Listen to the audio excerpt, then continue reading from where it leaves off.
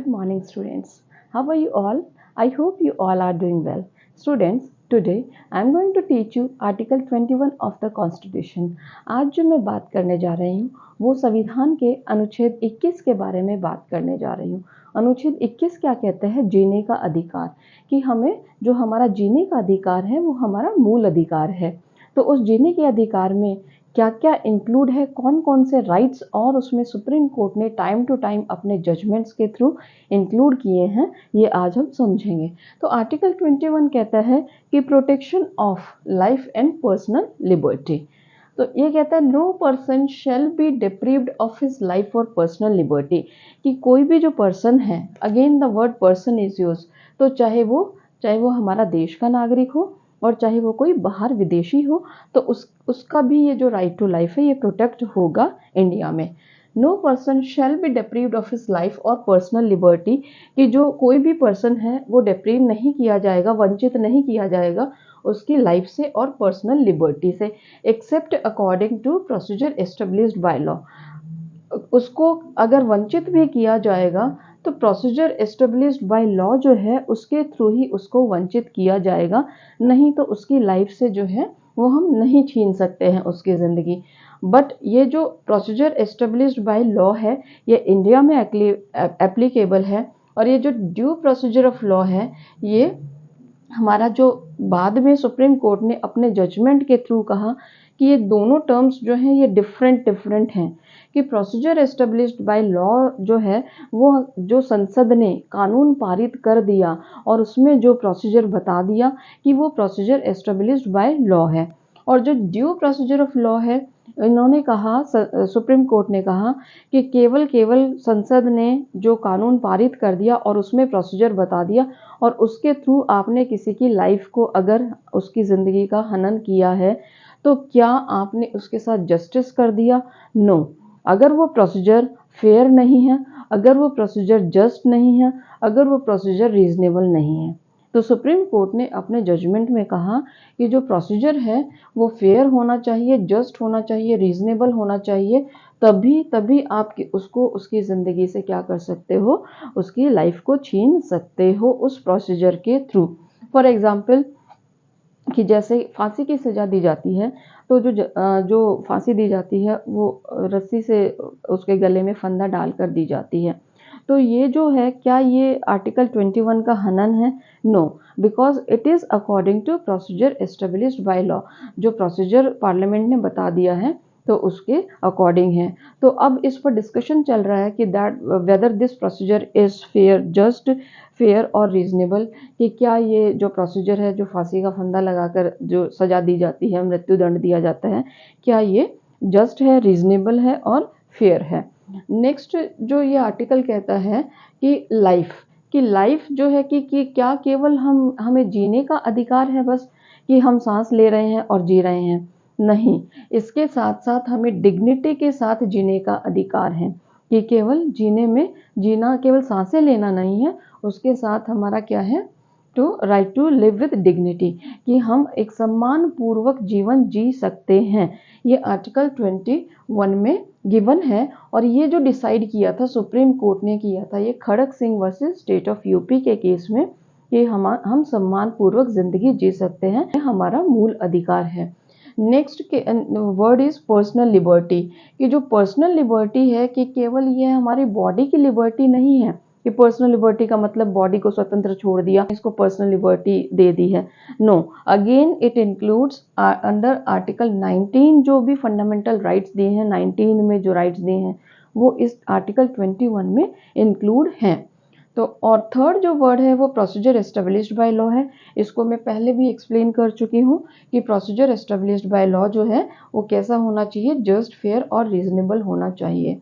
और ये जो डिसाइड हुआ था ये Maneka Gandhi versus union of India के केस में डिसाइड हुआ था कि प्रोसीजर कैसा होना चाहिए, जस्ट, फेयर और रीजनेबल। ये किसके केस में डिसाइड हुआ था? ये मेनका गांधी के केस में डिसाइड हुआ था। अगेन सुप्रीम कोर्ट ने अपने केस लॉ के थ्रू कहा कि right to privacy is also our fundamental right, कि जो राइट टू प्राइवेसी है, एकांतता में रहने का जो अधिकार है, वो भी हमारा फंडामेंटल राइट है। और ये डिसाइड हुआ था Puttaswamy versus state union of India के केस में, कि ये लेटेस्ट केस है जिसमें ये डिसाइड हुआ था कि right to privacy is our fundamental right. Next case law is Gyan Kaur versus state of Punjab. जो अगला केस है वो है Gyan Kaur versus state of Punjab. तो इसमें क्या डिसाइड हुआ था, इन्होंने कहा था कि जीने के अधिकार में आपके मरने का अधिकार शामिल नहीं है। ये क्वेश्चन अराइज हुआ था सुप्रीम कोर्ट के सामने, क्या जीने के अधिकार में मरने का अधिकार शामिल है। तो ये जो टॉपिक है कि यूथनेशिया जो है कि भाई 18 साल से जो ऊपर का बंदा है, क्या वो अपनी कंसेंट से अपने आप को मरने के लिए वो कर सकता है, इजाज़त दे सकता है। तो यूथनेशिया जो है वो इंडिया में दो तरह की यूथनेशिया है कि एक्टिव यूथनेशिया और पैसिव यूथनेशिया। लेकिन इंडिया में कौन सी यूथनेशिया इसमें एप्लीकेबल है कि जो एक्टिव यूथनेशिया है उसमें क्या करते हैं, उसमें इंजेक्शन लगाकर उसकी लाइफ को क्या करते हैं, डिप्रीव करते हैं, उसको डेथ कॉज करते हैं।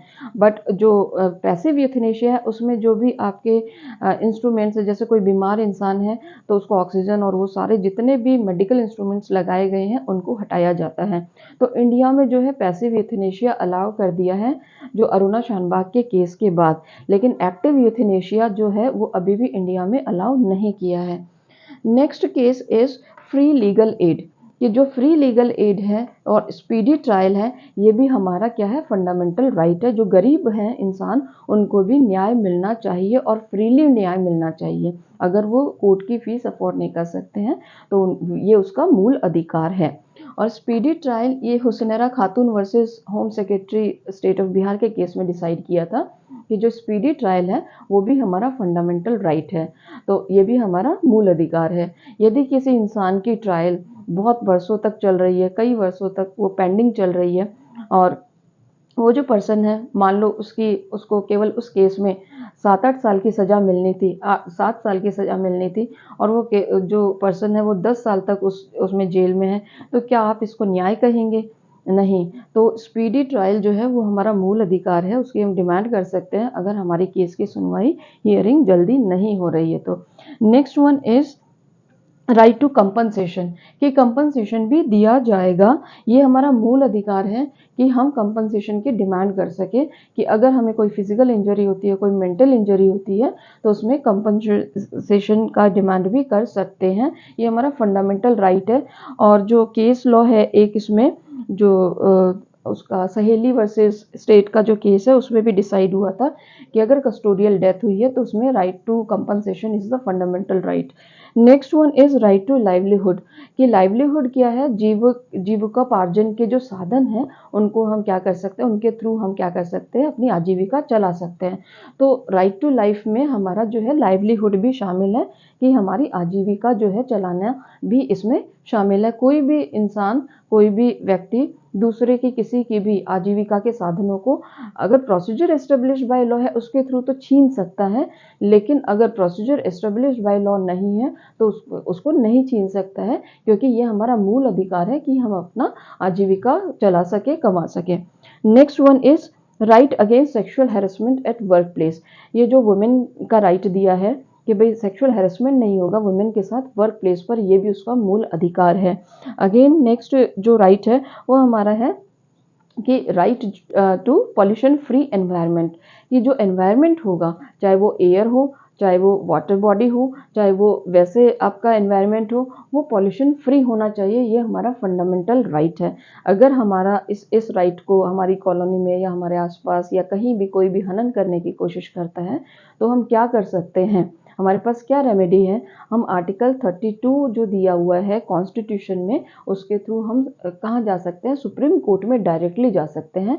और आर्टिकल 226 जो है उसमें हम कहाँ जा सकते हैं, हम हाई कोर्ट में जा सकते हैं अगर इन राइट्स का वायलेशन होता है तो ये आई होप स्टूडेंट्स ये सारे जितने भी राइट्स हैं कि ये जो इसमें आर्टिकल 21 में मूल अधिकार के तौर पर सुप्रीम कोर्ट ने टाइम टू टाइम अपने जजमेंट्स के थ्रू डिफाइन किया, तो आपको ये समझ में आए होंगे।